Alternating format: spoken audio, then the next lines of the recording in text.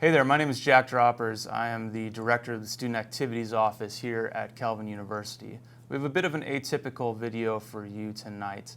I'm going to be sitting down with two folks that are incredible in their fields and new friends of mine. The first is a professor of philosophy, Jamie Smith, here at Calvin, whose new book is called On the Road with St. Augustine.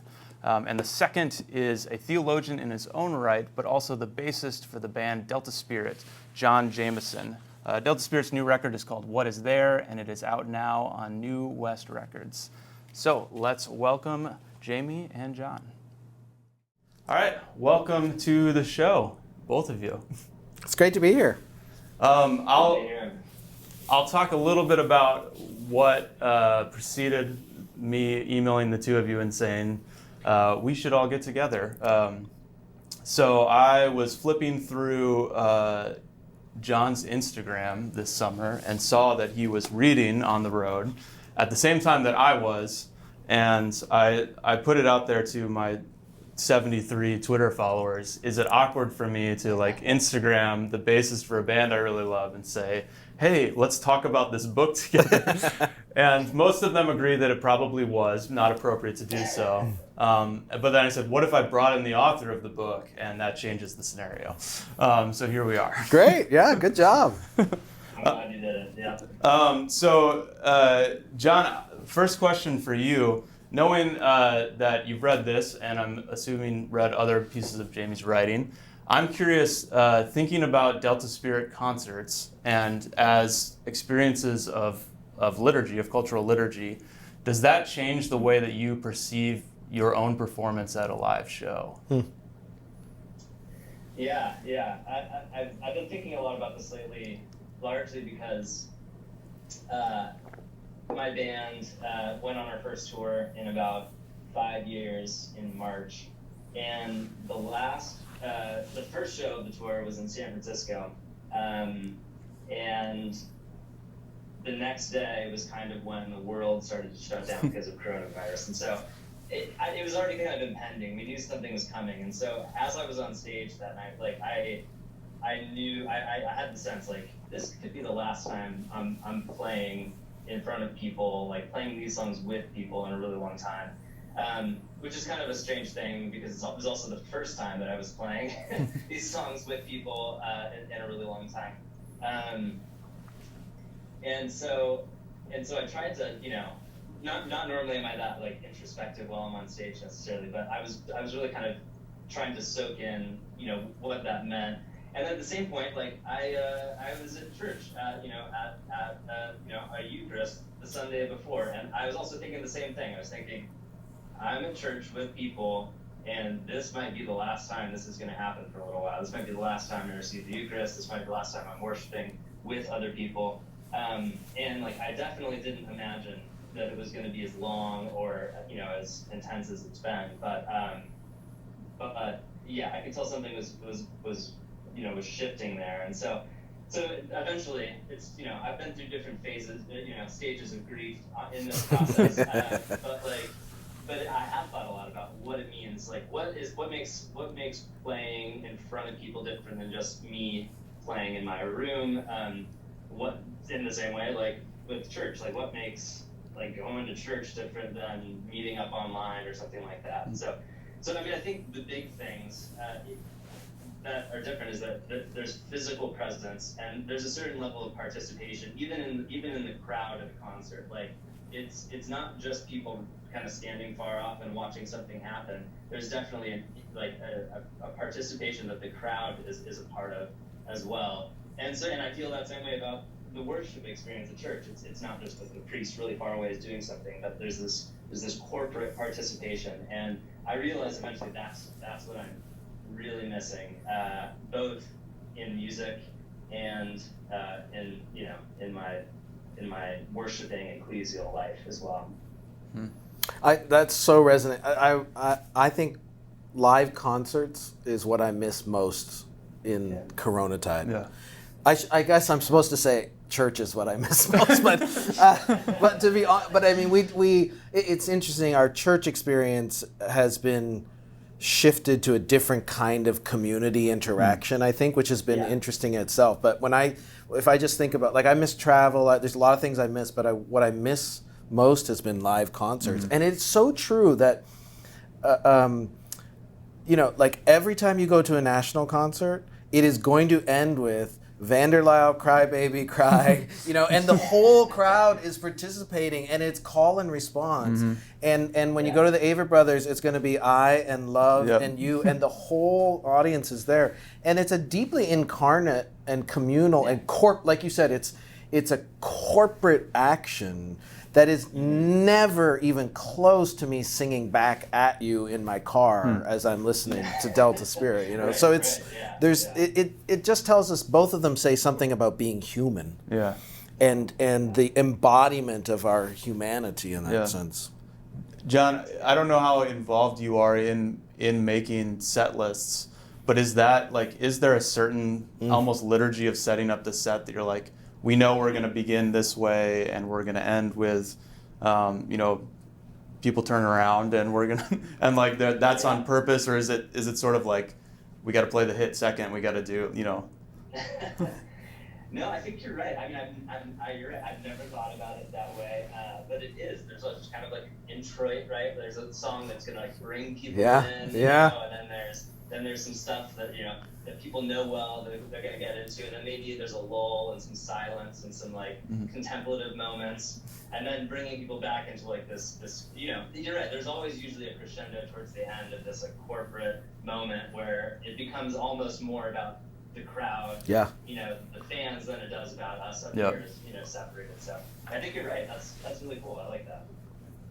In the same respect, Jamie, when you go to a show, are you cognizant of what is this doing toward, in my heart? Like, where is this pointing me towards? Like, are you thinking about that? No, are you able to separate yourself from the research a little bit? Yeah, right. So I'm definitely not there doing cultural liturgical analysis. I'm there because I want to, in a way, I want to lose myself in the music. I suppose one thing that's interesting is when you're going to a concert, for the most part, you're choosing to be there probably already out of a kind of devotion to that band's art. And that has probably been cultivated because it already resonates with you. I expect there's a bit of a feedback loop experience insofar as like I get attracted to this band because how they play, what their sonic environment is, and then lyrically it's like, oh, that's going deep. And then I live with them for years, and it turns out it's not just that I'm reacting to the band is also forming and shaping me, and the concert then it's a certain kind of communion. I don't think it's watering down the term to say that. And I think it isn't. There's a certain experience of giving oneself over that's part of the art. Yeah. One of the questions that I had, which leads right into that, is I think it's fairly typical for most of my peers to have bands that they've listened to for decades. Yeah. And as I talk with students, I have found that is less and less of a reality. And so one of the things you talk about in On the Road quite a bit is sort of this search for authenticity. And at least when I was, in my more formative years, like the bands that I listened to were so much a part of my identity. Sure. Like I had all the T-shirts, that's all I wore, and I remember like. This is a funny thing about Delta Spirit. There was a year that a couple of y'all had the same exact haircut, and my buddies all got that same haircut, and it's ridiculously it's the most ridiculous haircut. I don't even know what it was called, but all of a sudden, two of my friends got this haircut. So we tend to do these things this is, but with Gen Z, I find that it's more playlist heavy, less album heavy. So I'm curious, Jamie, in your teaching and thinking about this book, how has that search for authenticity changed in our relationship to pop culture, and even within having a social media where my students talk about branding themselves now? How has that shifted in your understanding with this Yeah, generation? I don't have a great answer to the question because it's a really good question. I haven't thought about it in those terms before, but I think, I love what you're saying. By the way, in ninth grade, you're going to totally judge me for this, but in ninth grade, I remember getting a perm because I wanted to look like John Taylor from Duran Duran. It went badly, very, very badly. But no, I think part of what is a little bit heartbreaking to watch is I do think that quest for authenticity is just kind of built into who we are now. But I think now the sense of authenticity is so conditioned by the response I'm getting from others that now all of a sudden who I think I am is way too pegged to the veritable market research of how many likes I'm getting on Instagram. And so what that means is what I want to be is loved. I want to be loved. But now what happens is I start tacking the wind. I start tacking to the winds of what will get that liking.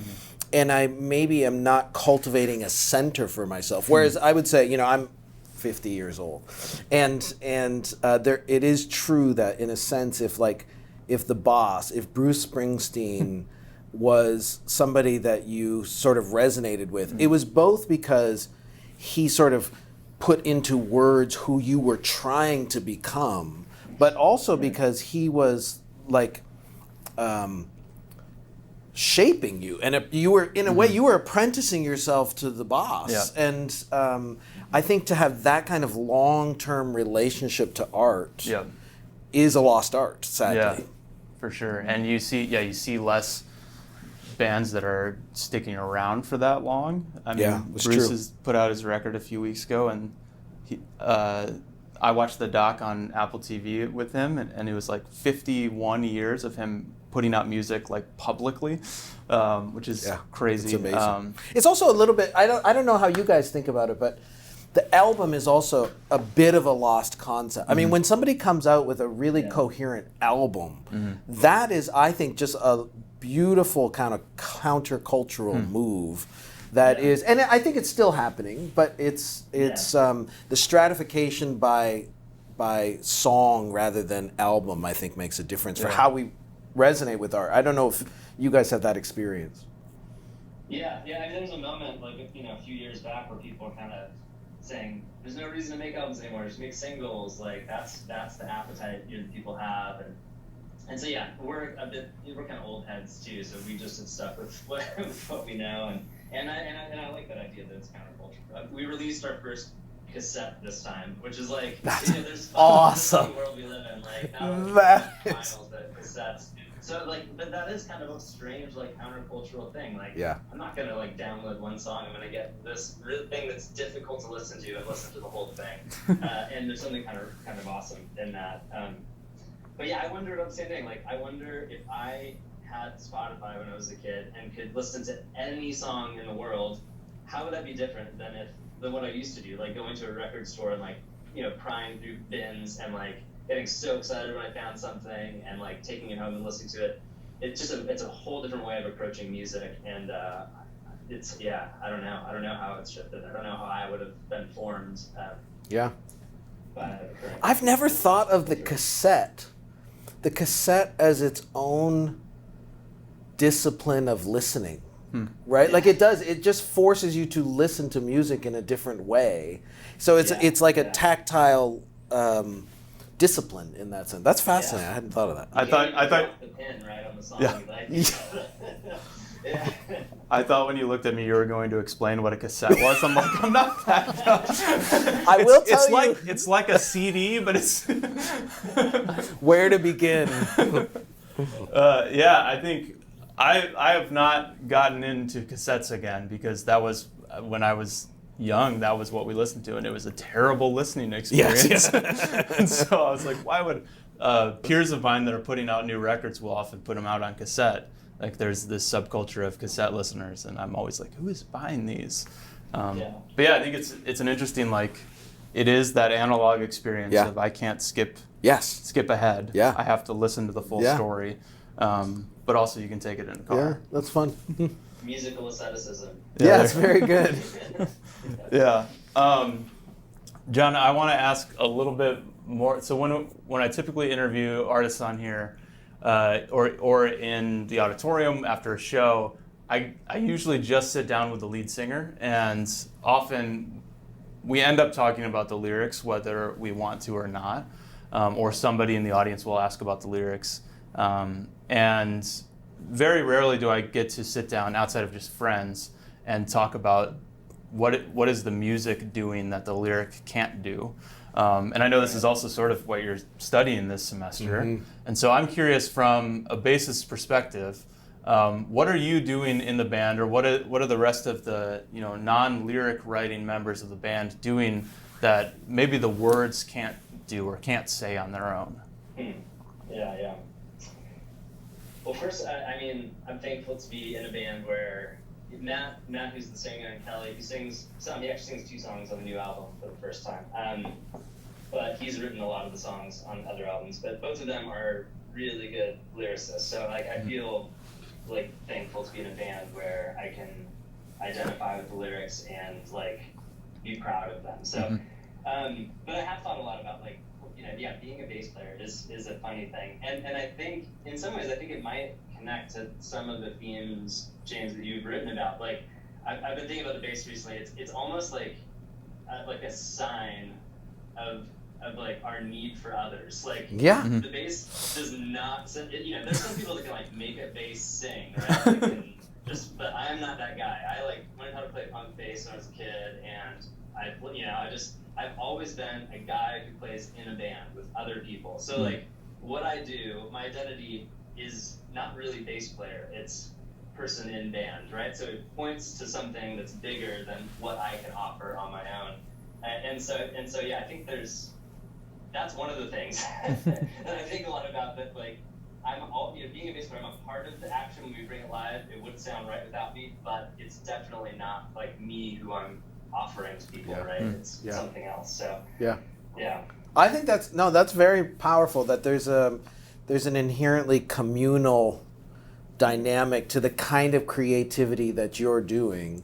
And the bass is also, I mean, is it fair? I don't know enough about this, but sometimes it feels like the bass does a work of mourning in some music that you couldn't do otherwise, right? There's a kind of minor prophet sort of note to the bass. It's a bit like cello does this in some bands too, but I find its distinct capacity within a bigger melodic experience is distinctive, though, right? Yeah, no, you're right. Yeah, there is that low frequency that kind of has a guttural essence, right? That kind of does something to our physicality, to our emotions at a deep level. So, yeah, I think you're right. Yeah. When you guys are creating new music, when you're writing, does the bass always come in responsively? Somebody is laying down either lyric or other kind of melody, and then you sort of intuit what the bass is? Does the bass ever lead a song? Yeah, there's one song on our last album, Into the Wild, that had almost kind of bass leads going the whole time. And then, we've had a few moments where I get to kind of take lead guitar-ish kind of place. The drummer of Delta Spirit and I have been playing with each other for 20 years now. And so there is that kind of connection. So sometimes in writing songs, it'll just be he and I messing around with something, and then other pieces will start getting layered on, and it becomes a song, or it could be a few chords some guy has on an acoustic, and then we come in and try to do it together. So it kind of each song has kind of taken its own form in different ways. There's not a way we do it, but it can start with usually bass and drums, not usually just bass. But, I mean, there's that great Blur song, right? It starts with bass. Yep. And, that's the song.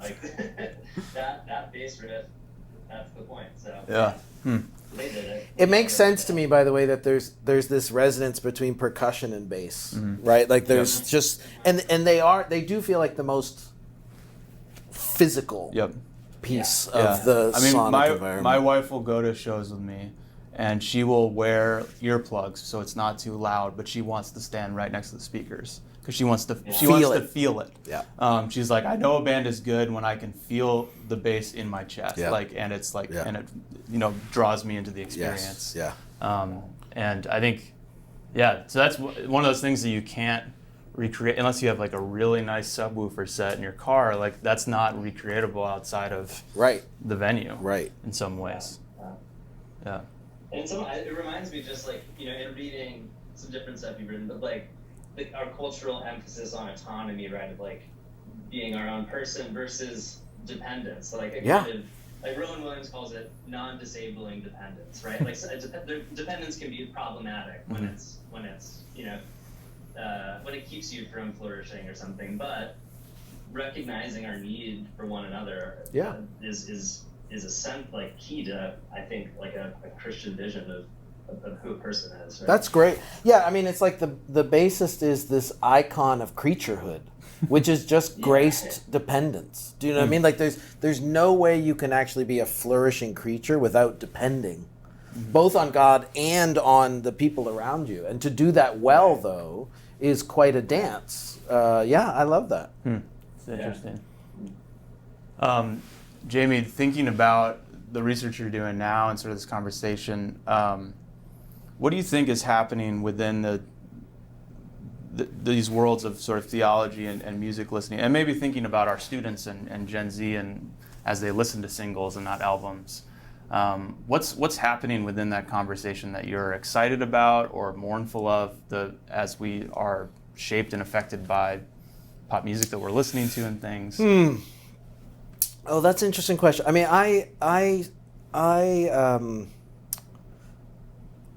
I still wish we had more attention to form in music and less fixation on lyric. Or maybe that's just the nature of the beast when you want to talk about music, is you talk about the parts that you can talk about, which are the lyrics. Yeah.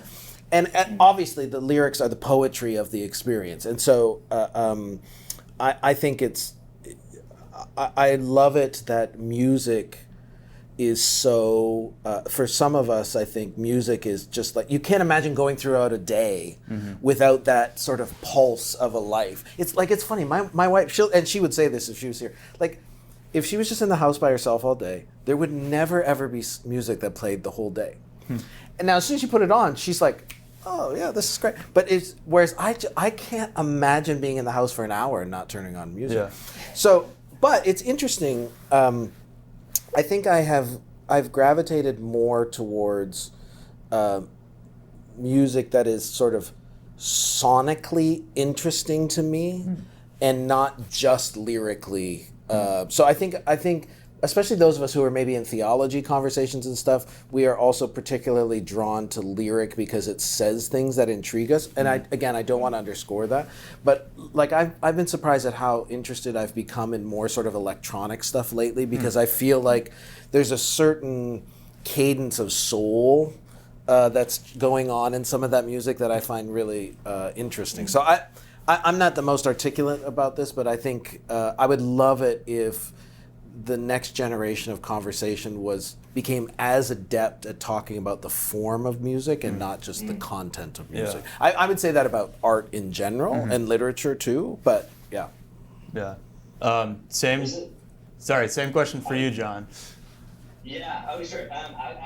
It made me think, there's this amazing interview between, I guess Bjork is the interviewer. So Bjork is interviewing Arvo Pärt and talking about his music, and she, she's talking about, well, sometimes there are lyrics there, but she's really talking about like his style of composing, right? Like the way he's making music. So she's talking about the form, and she starts talking about it and saying, like, in your music, I feel like there's two things happening. There's this one thing that's kind of all over the place and like going up and down, and then there's this other constant that's just moving through and bringing that like thing back together. And he gets so happy. And he's like, yes, you this is it. That's awesome. but what he says is kind of like is so beautiful and theological. He says like, he says the first part is me, it's my sins. Wow. It's yeah, and then he says the other part is God's love coming through. Wow. Like, whoa, you know, but so he's intending this, like somehow he's meaning to make music that tells the story of salvation, and there's no lyrics explaining this, you know, there's no no dynamic, but she was able to kind of learn what he was trying to offer, just by giving it, you know, his music a real listen, which is pretty amazing. That is awesome. Yeah. I mean, that's what, and it's so great to hear basically a contemporary project that is exactly the same as Handel. Do you know what I mean? Who's trying to do the same thing musically, even without words. I think that's really, really powerful. We should say too, we should say that, I mean, your body knows these things about music. Yeah. The question is whether we just have the lexicon to talk about it. And I don't think that we should feel bad if we don't have the lexicon to talk about it. If our body is sort of understanding something of the music on that other register. I think it's fun. This is why I think criticism makes art appreciation better, because when I read really good criticism, like, well, in a way, Bjork's question in that instance is a little act of criticism, and then somebody goes, that's it, right? I mean, that's the beautiful partnership, I think, between good criticism and good art. And so I hope young people would be encouraged to say, you don't have to talk about the music that moves you to have permission to love it, right? That it's your body knows something that's going on there. Yeah. Well, that is an awesome note to end on. Thank you both for being here. This is a great pleasure. to chat with you, John. Thanks so much for making time. It's great fun. Yeah, for those at home who are wondering where to hear more, you can get On the Road or any of Jamie's books at the Kelvin Library or your local bookstore. Sure. And What Is There is available wherever you stream or buy cassettes. Thanks, Jack. Yeah. Awesome. Thanks. All right, cool.